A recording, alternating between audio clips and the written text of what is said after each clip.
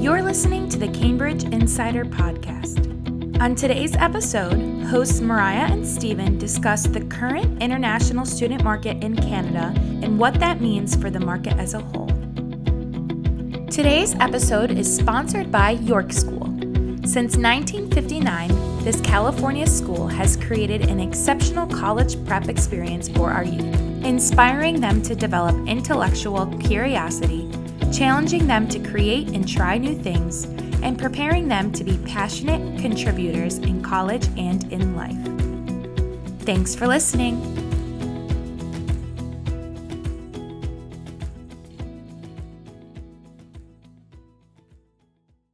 Cambridge Insider Podcast time. Hello, everybody, and welcome to another episode of the Cambridge Insider Podcast. Mariah Thompson, my co-host. How are you? I'm doing good. I can't believe it's already February. It's already February as we record this. We are in Super Bowl week. For those of you that might not know what the Super Bowl is, probably the biggest sporting event in the US, I would say, maybe outside of the Summer Olympics. So the NFL has essentially its final two teams that play to be crowned champions of the year. So that comes up on Sunday. This might be released a little later after that, but it is Super Bowl week, which culturally, for a lot of our students that will be coming to the US or that are here already, will be experiencing that maybe for the first or second time. It's a great week. There's a lot of festivities, a lot of eating, just generally a good feel about Super Bowl week. Yeah, and on the other side of that, it's also Lunar New Year.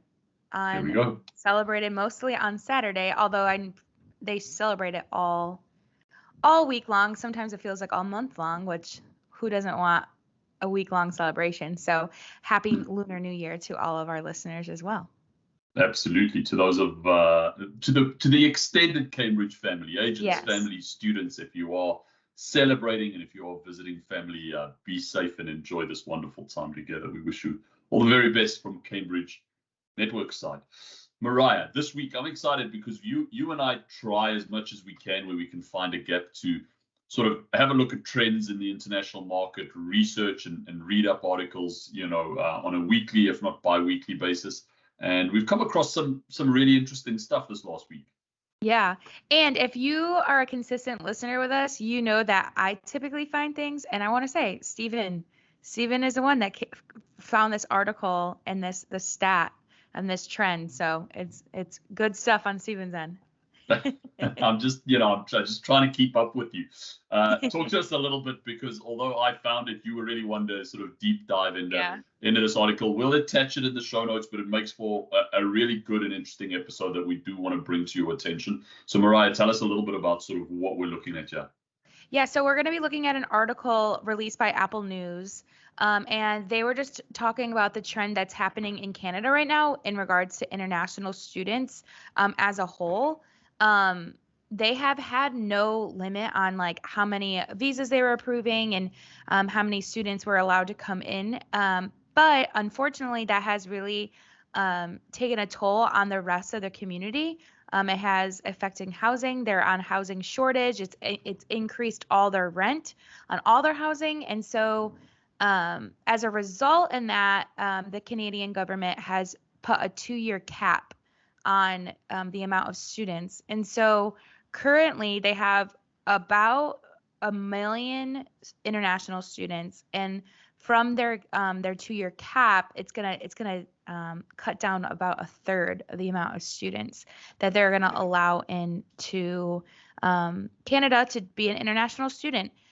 So for those of our Canadian listeners, this is a trend that really affects you, but then for everyone else, this does put a little effect on what the market looks like for you too. And Stephen, if you could just kind of get into a little bit of that, because of course the majority of our partners are from America, but we do extend to others. So if you want to just just touch on that would be great. Yeah, absolutely. It's interesting. I think a couple of things that sort of, as you were talking and as I was reading the article as well, that came to mind for me. Number one is we've often spoken about the US market and how it has faced sort of strong competition from other countries. Canada specifically has been one of those countries, and it's amazing to be able to see how international students and the market of international students has grown to such an extent that now the Canadian government has to cap it. Yeah.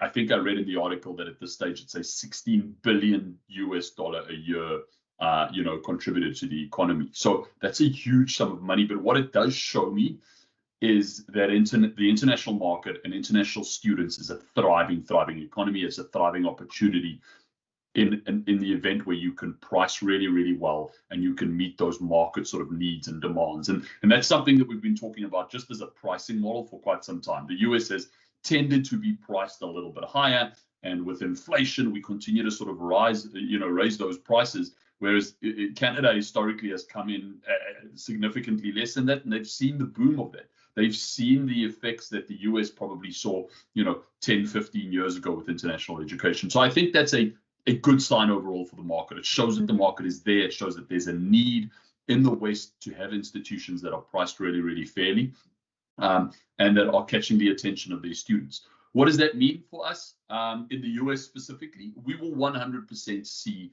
a runoff from that, where students can no longer, or there aren't as many visas, as many opportunities available in a place like Canada. So where else do they go? And I think this is an opportunity that if the US can continue to sort of revive its international market, internally, can continue to price really fairly and really aggressively, they will see the runoff of those students come to the US as an option.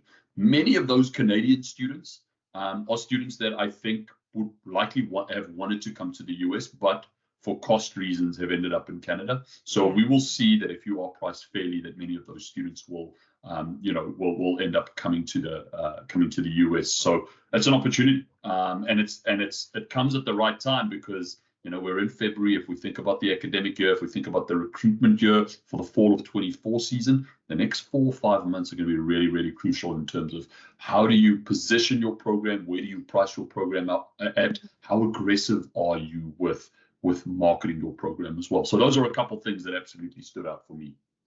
Yeah, and then to kind of talk about that, like how do you capitalize? What can you do to capitalize that? We also just recently found another article that supports some of the things that we have been saying through our different CEM product line and just what our advice is for schools that are trying to get out there and to gain international students in their program. But we just found another article that supports what we've been saying. But what was your takeaway from that article? And we'll link it in there for you to take a look at too. But I just want Stephen to kind of to have those 2-point emphasis for it. Yeah, absolutely. I think I spoke previously a lot about sort of pricing correctly, and that's super, super important. But even if you price your program correctly, even if you have the greatest program, it does come down to a matter of how do people get to know about your program? And the article that you referenced that we'll put in the show notes talks about if somebody's, and I do this often, I do the cooking in our family. If somebody's looking for a recipe, how many of the people today actually go to a recipe book?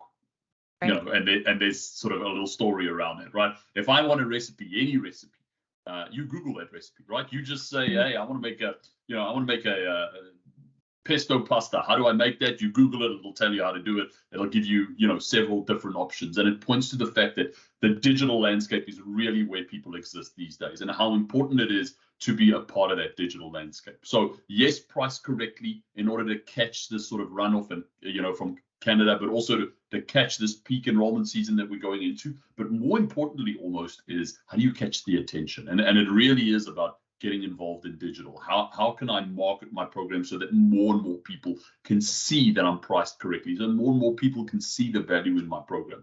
That article specifically also talks about 2 things that are part of our sort of offering to high schools and colleges in the US, which is search engine optimization, SEO, as well as translated content. And it basically says that you've got to be part of that sort of SEO movement. You've got to be able to, catch that audience that way, because again, people are constantly on their phones, on their devices, but also the idea of translated content. And I think sometimes this gets taken for granted. Schools spend a significant amount of money on things like websites. We've spoken about access to websites, but even if somebody had access to your website, as an American institution, and that person was sitting in somewhere like Beijing, or they were sitting in Ho Chi Minh City in Vietnam, or Seoul, South Korea, the idea of that barrier, because that content and that information is not translated, is a real thing. Yeah. So think about trying to find something, in Beijing, if you were an American tourist and trying to read Chinese, right? And it might not be quite to that extent because English is a widely spoken language, but the reality is that you have to have translated content that's accessible. Yeah. So yes, it's great to have a great website, but is that information translated? That's what part of what we do for all of our customers, is to make sure that when somebody finds your brand, when they find your program, when they find your school, they not only have unrestricted access and links, and they can get a hold of you easily and access information easily, but they can also read it in their mother tongue, which is super important when it comes to how do we convey this message of value to these people. So absolutely think about the digital side of things. The great thing about this article is, for a couple of months, we continue to talk about our products and what we do at Cambridge. This is a third party just talking about the digital landscape in international education and how incredibly important it is. And that if you're not part of it, guess what? Probably not going to be part of the international landscape for much longer. You will be left behind. Yeah. And just to bring it back to the Canadian side of things, the reason why they have such an influx of students is because they did invest. Absolutely. They did invest in the digital side of things, which we've talked before on a podcast episode before, of the trends that were happening in Canada, Australia, and the UK, which is why they were getting more international students to choose them versus the US, which we're still the number one. US is still the number one destination for the international students, but they definitely are putting some numbers up too. So, and it was just because of digital advertising in the correct way. In the correct way.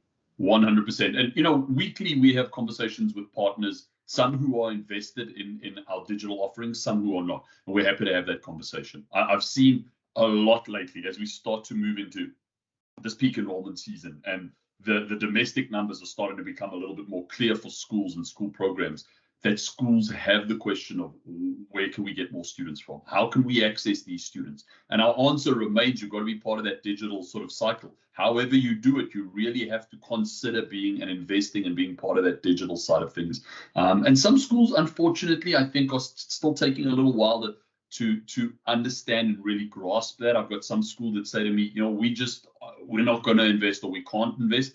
And that's fine. That's a reality for some schools. We completely understand that. But if the goal is really to bring in new students and to recruit new students and to get the community and diversity, but also the financial gain from bringing those students in, you really have to consider investing. You honestly will very unlikely that you get one without the other. You have to invest in order to get that return. The market is no longer what it was in several years ago, where you could have this free-for-all market. And the final point that I want to make on this is, this week we also reviewed some of our own data from Cambridge Network. Thus far, where we stand now as we record on the 8th of February, 51% of all of our new enrollments for the fall of 2024 thus far are going to our CEM partners, and those CEM partners make up 18% of our total partner population. So think about that: 51%, over 50%, over half of all of our new enrollments are going to just that 18% of partners. Why? Because they're invested in the digital side. Because people, families, agents, students get to see them, get to have access unrestricted to their information, and that is bringing them more applicants and more enrollments. So that's super important to remember. It's good. It's good. And good for our partners. I think ultimately our joy comes in the fact that we've found a solution to an ever-changing market, and I would urge schools to read, to research, and to have these conversations with us, with their service providers, with their marketing departments as well. Mariah, I appreciate you, as always, bringing your knowledge, bringing your thoroughness when it comes to finding and dissecting articles. Any sort of final thoughts from your side? No, I just did want to point out one thing, and some of our listeners might already know this just from consistently listening, but I just wanted to point out too, when Stephen talks about having SEO, it's not just about being on Google. It's about using a Baidu, which is the number one search engine in South and East Asia, which is the number one international student market. So I just wanted to point that out, just so if someone listening is thinking, well, we're on Google, we do this, so this is good. It is good, but it's not the full picture. You have to Absolutely. you have to be on the platform that will bring them the content. So Also, that was just my last thought and last take on it all. I absolutely love it. To all of our listeners, reach out. If you have questions, we're happy to delve deeper into what we've discussed, potentially do another episode on one of these in a little bit more in depth, but reach out to us with questions, with thoughts, with comments. We're happy to discuss as always. And for those of you that will be enjoying Super Bowl and the Lunar New Year celebrations, enjoy both of those tremendously. We'll catch you around the next episode of the Cambridge Insider Podcast. Bye-bye, everybody. Thanks for listening to the Cambridge Insider Podcast. Don't forget to like and subscribe to our YouTube channel to never miss an episode. For more Cambridge updates, follow us on Facebook, Instagram, and LinkedIn. Have a great week and stay connected.